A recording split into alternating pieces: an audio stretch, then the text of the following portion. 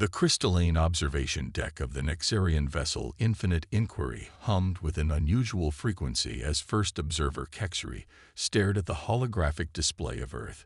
Her iridescent scales shifted from their normal calm blue to an agitated purple, a change that didn't go unnoticed by her subordinates. "Run the simulation again," she commanded, all four of her sensor stalks focused intently on the data stream. "There must be an error in our calculations." Junior observer Telemann complied, though his scales too had begun to show signs of distress. The holographic display flickered as it once again played through the scenarios that had thrown the entire First Contact Assessment Division into disarray. The simulation showed humans walking into burning buildings to save strangers. It showed them diving into treacherous waters to rescue unknown creatures. It displayed them deliberately seeking out experiences that triggered their fear responses for entertainment. First observer, Tellman's voice wavered slightly. "We've run this simulation 17 times. The results remain consistent.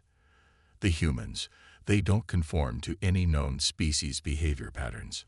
Kexri's upper sensor stalks twisted in frustration, while her lower ones continued to process the incoming data. In 300 cycles of first contact assessments, she had never encountered a species that defied classification so completely. "Show me the adrenaline response data again," she ordered. The display shifted to show detailed biological readings. "See here. Their bodies clearly recognize danger. Their fight or flight response activates normally. But their higher cognitive functions, they choose to override it. Repeatedly, deliberately." The observation deck fell silent as the crew watched footage of human emergency responders rushing toward a natural disaster rather than away from it. In the background, other humans could be seen recording the event on primitive electronic devices, their faces showing excitement rather than terror. First observer, her senior analyst Vecta approached, holding a data crystal. "You need to see this. We've discovered something in their information networks that's concerning." The crystal inserted into the holographic projector revealed thousands of human entertainment streams. Stories, simulations, games, all centered around scenarios that should trigger pure terror.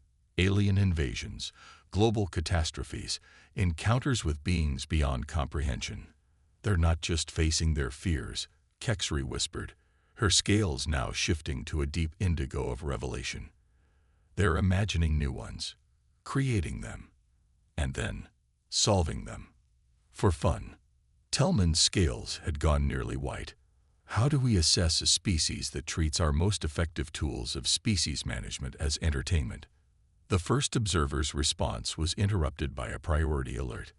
The humans had detected one of their deep space monitoring probes. According to all first contact protocols, this should have triggered panic, denial, or at least military mobilization. Instead, the humans had started a global discussion forum about it. They were already developing theories, creating artistic interpretations, and excitedly preparing detection equipment to find more. "Send word to the High Council," Kexri finally declared, her scales settling into a determined green. "The standard first contact protocols are insufficient.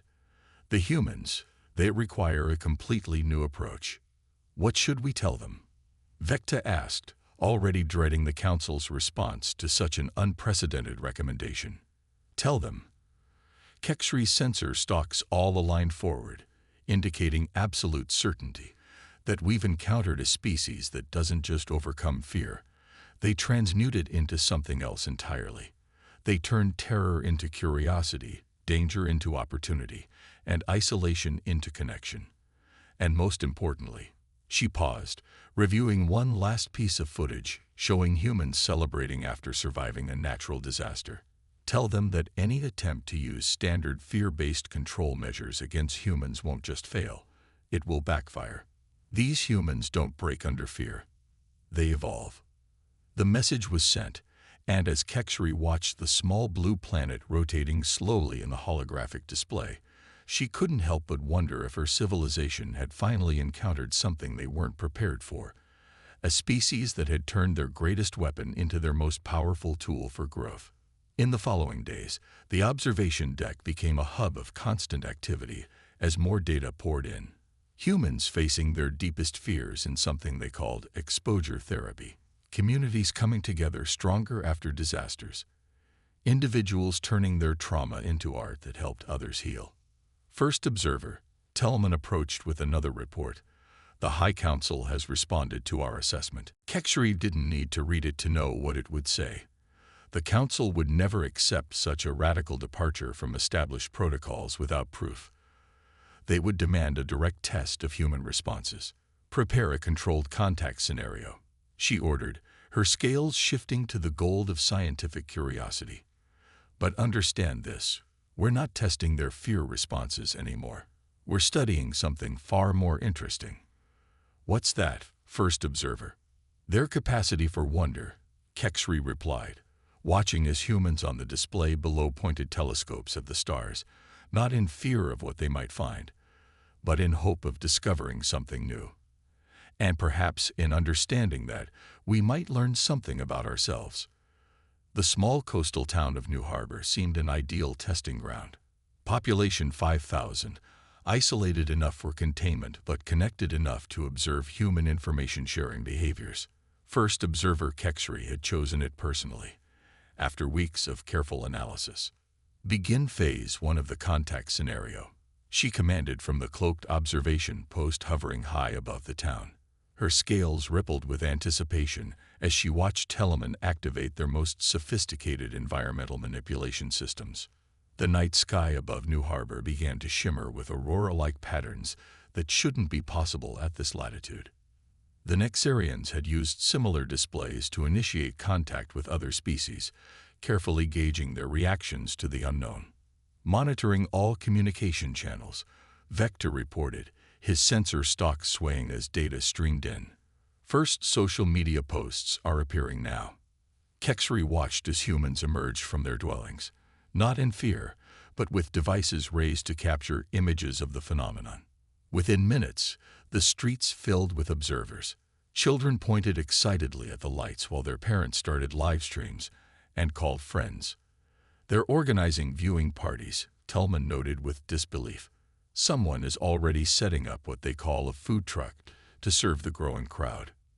Escalate to phase 2, Kexri ordered, her scales shifting to a curious yellow.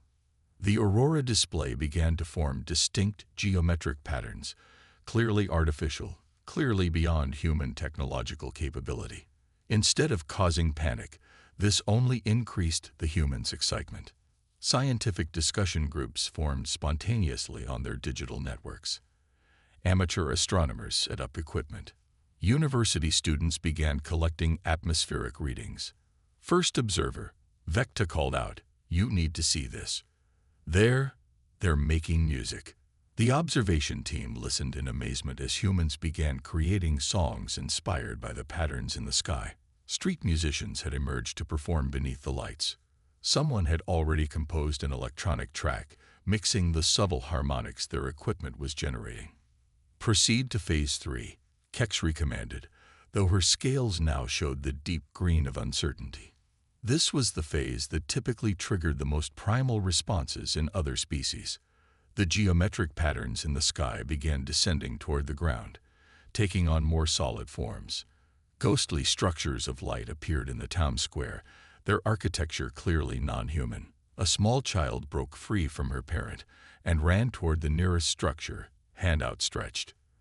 The Nexarian observation team tensed, waiting for the fear response that would surely follow. "Pretty," the child exclaimed, trying to catch the lights in her hands. Other children joined her, turning the contact scenario into an impromptu game. First observer, Tellman's voice carried a note of concern. "We're detecting multiple approaching vehicles, military and scientific personnel." Kexri watched as human authorities arrived on the scene, but instead of cordoning off the area or evacuating civilians, they began setting up research equipment. Military personnel helped maintain order while allowing civilians to continue observing. Scientists interviewed witnesses and collected data. They're cooperating, Vectev observed, his scales showing bands of confusion. Military, civilian, and scientific responses all align toward understanding rather than containing. "Show me their information networks again," Kexri requested. The displays filled with real-time reactions from around their world. Humans everywhere were engaging with the event, not in fear, but in collective wonder. They debated theories, shared hopes, and even made jokes about their potential visitors. First observer, Tellman interrupted, "We have a situation. Some humans are attempting to establish communication." The displays showed a group of linguists and mathematicians who had begun broadcasting mathematical sequences toward the light structures. They were trying to initiate a dialogue. "This is unprecedented," Vecta stated, reviewing the data. "No species has ever attempted communication this early in a contact scenario. The fear response should be too strong." Kexri's scales shifted through a complex pattern of colors as she processed this development. They're not just overcoming their fear, she realized. They're channeling it into curiosity, creativity, and connection. Every response we expected to isolate them is instead bringing them together. She watched as humans continued to gather beneath the lights, sharing food, stories, and theories. Artists sketched the scenes. Scientists collaborated openly with their findings. Even those expressing fear were being included in the community experience rather than ostracized. "Initiate withdrawal sequence," Kexri finally ordered. The lights began to fade, the geometric patterns dissolving back into the night sky. But even this didn't produce the expected response. "They're celebrating," Tellman reported incredulously. "They're already planning an annual festival to commemorate this night, something they're calling First Light Fest." As the observation post rose higher into the atmosphere, Kexri reviewed the evening's data. In just a few hours, the humans had transformed what should have been a carefully controlled psychological experiment into a spontaneous celebration of the unknown. "Send a priority message to the High Council," she commanded. "The controlled contact scenario has yielded unexpected results. These humans, they don't just face the unknown. They embrace it. They transform it. And most remarkably, they share it." She watched the town below, still bustling with activity despite the disappearance of the lights. "We designed this test to study their fears," she mused. "Instead, they've shown us something far more valuable: their capacity for wonder." In the days that followed, New Harbor became a focal point for human speculation and scientific inquiry. But more than that, it became a symbol of humanity's unique approach to the unknown, not as something to fear, but as an opportunity for growth, discovery, and connection. The High Council would need to be informed that traditional contact protocols weren't just ineffective with humans, they were irrelevant. This species required something entirely new, a first contact approach based not on managing fear, but on engaging wonder. The High Council's chamber aboard the Nexarian command ship, Eternal Wisdom, crackled with tension as first observer Kexri presented her findings. Her scales maintained a steady professional blue, though the effort cost her considerably. "Distinguished council members," she began, her sensor stalks aligned respectfully. "Our traditional protocols have not merely failed. They have backfired. The humans are now actively seeking us out." The holographic displays showed multiple human vessels specifically modified to detect Nexarian cloaking technology. They had reverse-engineered traces left by the observation posts with remarkable speed. "Impossible," Council Elder Zexna declared, his scales flushing orange with dismissal. "Their technology is primitive. They couldn't possibly." "They've already located 3R observation posts," Kexri interrupted, breaking protocol but knowing time was critical. "Not through technological sophistication, but through methods we never considered. They're using pattern recognition and weather anomalies, studying disruptions in animal behavior, even tracking changes in local cellular networks."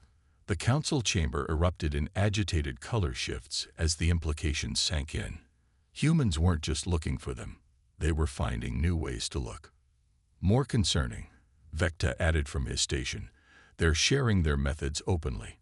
Every discovery, every technique, Every theory is being published and improved upon by their global information network. The displays showed humans collaborating across their planet, building on each other's findings with remarkable speed. What one human discovered, millions refined within hours. "We must assert control," Elder Zexna declared. "Initiate the isolation protocol. Cut off their communications. Show them their vulnerability." Kexri's scales rippled with concern, but the order was given. Across Earth, communications began to fail as Nexarian technology interfered with human networks. The humans' response was immediate and completely unexpected. "They're adapting," Tellman reported, his scales showing bands of disbelief. "They're creating offline mesh networks, using everything from amateur radio to, are those mirror signals?" The displays showed humans rapidly developing alternative communication methods. Communities organized backup systems. Civilians offered their private satellite dishes for emergency networks.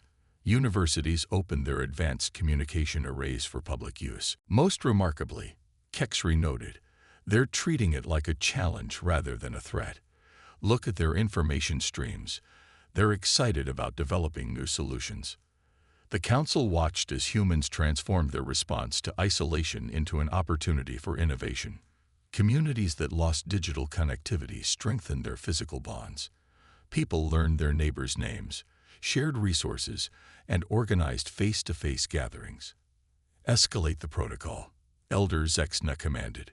"Disable their power infrastructure." Again, Kexri wanted to object, but the order was implemented. Major power grids across Earth began to fail. The humans adapted even faster this time. They're implementing pre-planned resilience strategies. Vecta reported with something close to admiration. Solar panels are being shared among communities. Battery banks are being distributed. They're even using exercise equipment to generate emergency power. "How is this possible?" another council member demanded. "These responses should take generations to develop." "Because they've imagined these scenarios before," Kexri explained, her scales showing the deep indigo of revelation. "In their stories, their games, their entertainment, they've been mentally preparing for challenges like this for generations. What we see as a crisis, they see as an opportunity to implement solutions they've already envisioned." The displays showed humans working together, innovating not just to survive, but to thrive under the restrictions. Communities organized blackout festivals, celebrating their resilience. Children learned valuable survival skills through what their parents called camping adventures. Most crucially, Kexri continued, they're not just adapting, they're improving. Every challenge we present is making them more resilient, more innovative, and more united. The council chamber fell silent as they watched humans transform their protocols of control into catalysts for advancement.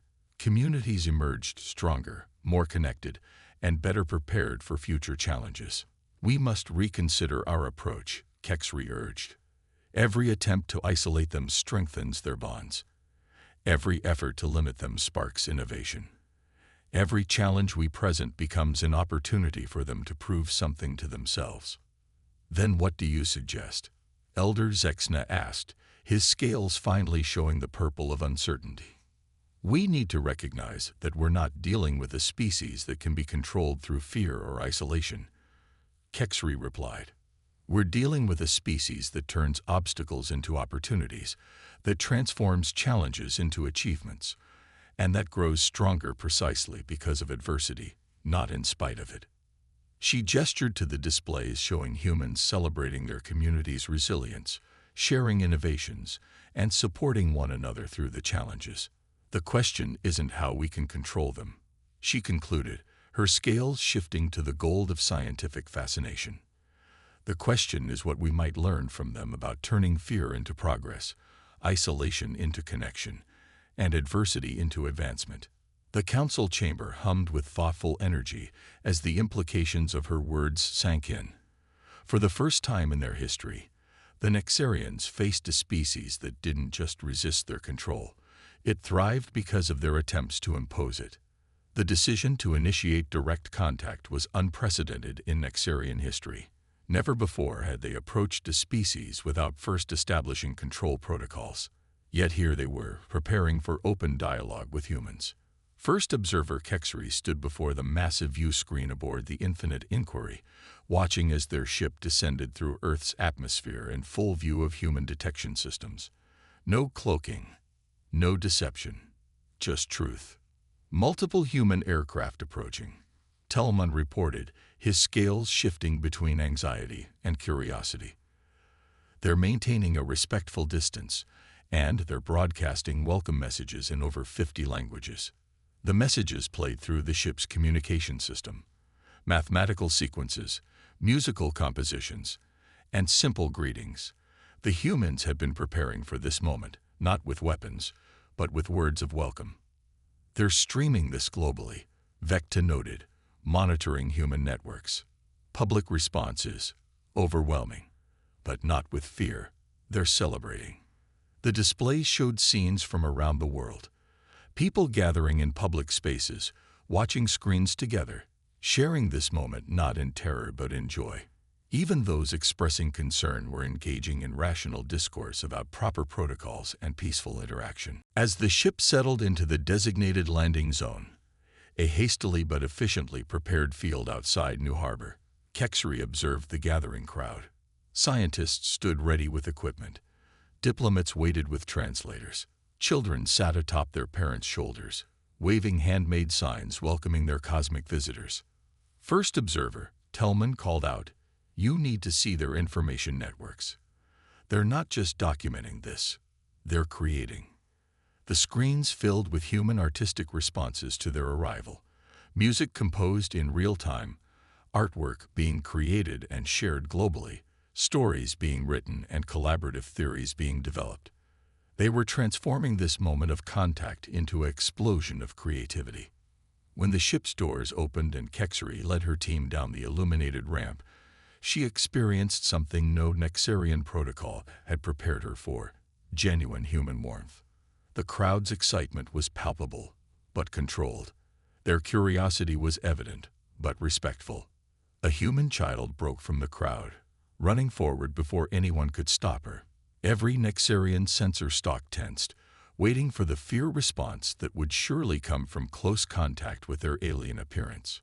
Instead, the child smiled and offered Kexri a drawing, a surprisingly accurate depiction of their ship created in bright colors. "Welcome to Earth," the child said simply, unafraid of Kexri's iridescent scales or multiple sensor stalks. "I made this for you." That moment changed everything. The Nexarians had prepared for fear, defensiveness, even hostility. They hadn't prepared for acceptance, for gifts, for joy. Over the following weeks, as formal diplomatic relations were established, something extraordinary happened. The humans didn't just want to learn about Nexarian technology or science. They wanted to share their culture, their art, their stories. "You must see this," Vecta told Kexri one evening, showing her human entertainment productions already incorporating Nexarian characters. "They're not just accepting our existence, they're weaving us into their narratives." The humans had begun creating stories about Nexarian human friendships, speculative documentaries about Nexarian culture, even children's books explaining alien biology in terms young humans could understand. They were using creativity to build bridges of understanding. Most fascinating, Tellman added, reviewing cultural exchange data, is how they're applying their problem-solving abilities to foster communication. Look at these translation algorithms they're developing. They're combining linguistics, psychology, and cultural studies in ways we never considered. Kexri watched as humans and Nexarians began working together in various fields. Human creativity combined with Nexarian technology led to innovations neither species had imagined alone. Their different approaches to problems, rather than causing conflict, generated solutions. "We came here thinking we would study them," Kexri observed, her scales showing the deep gold of enlightenment. "Instead, we're learning with them." The humans' ability to transform the unknown into opportunity had infected the Nexarian team.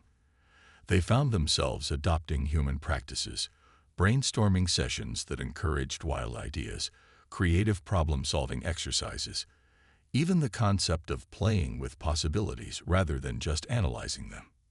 First observer, a junior analyst, called out, "The humans have a proposal. They want to establish a joint cultural center, a place where both species can share art, stories, and ideas." The proposal detailed plans for collaborative artistic projects, scientific exchanges, and public education initiatives. The humans weren't just accepting the Nexarians' presence, they were actively working to integrate them into Earth's cultural fabric. They're not afraid of losing their identity through this exchange, Vecta noted with wonder. They're excited about how it will enrich their culture.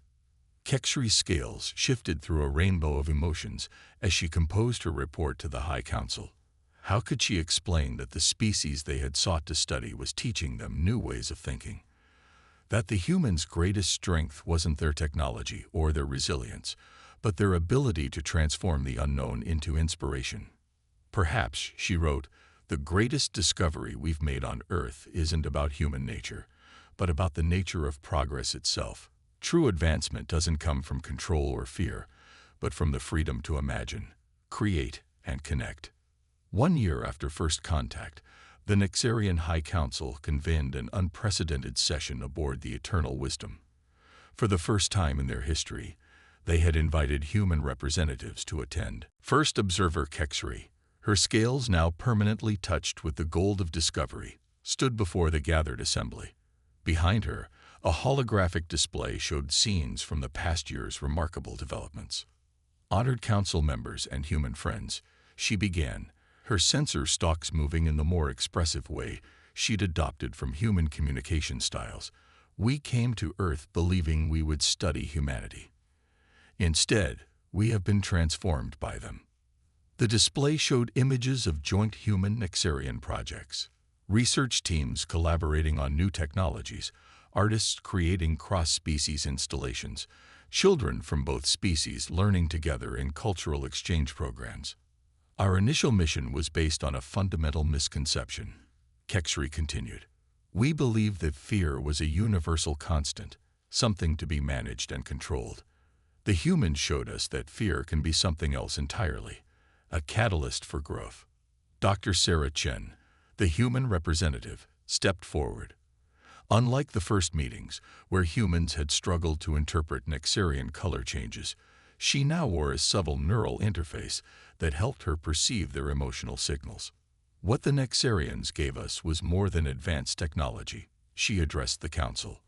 They gave us confirmation that we're not alone in the universe, but more importantly, they gave us the chance to show that humanity's greatest strength isn't our technology or our resilience. It's our ability to transform challenges into opportunities for connection. The displays showed how human responses to Nexarian contact had rippled through their society.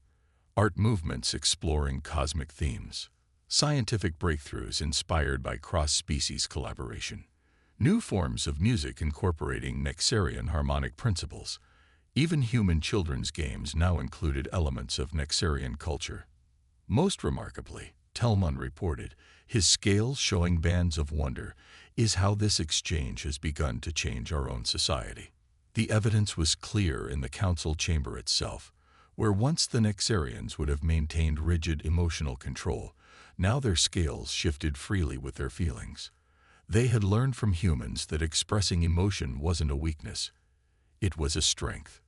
We've begun implementing human-inspired educational programs throughout our systems, Vecta added, teaching our young ones not just to manage fear, but to explore it, question it, even use it as inspiration for innovation. The displays showed Nexarian children engaging in play, a concept that had been foreign to their species before human contact. They were learning to experiment, to imagine, to create without the constant filter of efficiency and control. But perhaps the most profound change, Kexri continued, has been in our approach to the universe itself. We no longer seek merely to study and control. We've learned to wonder, to imagine, to dream. The council chamber filled with murmurs of agreement as the displays showed joint human-Nexarian space exploration missions. The two species had begun working together to explore the galaxy, not with fear of the unknown, but with shared excitement for discovery. The humans have a concept, Kexri explained, her scales rippling with emotional depth that would have been unseemly a year ago. They call it paying it forward. They believe that when you learn something valuable, you should share it with others. Dr. Chen nodded, smiling, which is why we've jointly proposed the Cosmic Cultural Exchange Initiative. Together, we can approach other civilizations not with protocols of control, but with offers of connection and collaboration. The display showed plans for joint contact missions, where human creativity and Nexarian technology would work together to establish peaceful connections with other species. It was a complete reversal of the Nexarians' original mission, yet somehow felt more right than their old protocols ever had. We arrived here believing we would teach humanity about their place in the cosmos. Kexri concluded, her scales now showing the deep indigo of profound understanding. Instead, they taught us that the universe isn't something to be feared and controlled. It's something to be explored and celebrated together. As the council chamber erupted in a dazzling display of emotional colors, Kexri realized that this was perhaps humanity's greatest gift to the Nexarians, not just the ability to face fear, but the understanding that growth comes not from controlling the unknown, but from embracing it with open hearts and curious minds.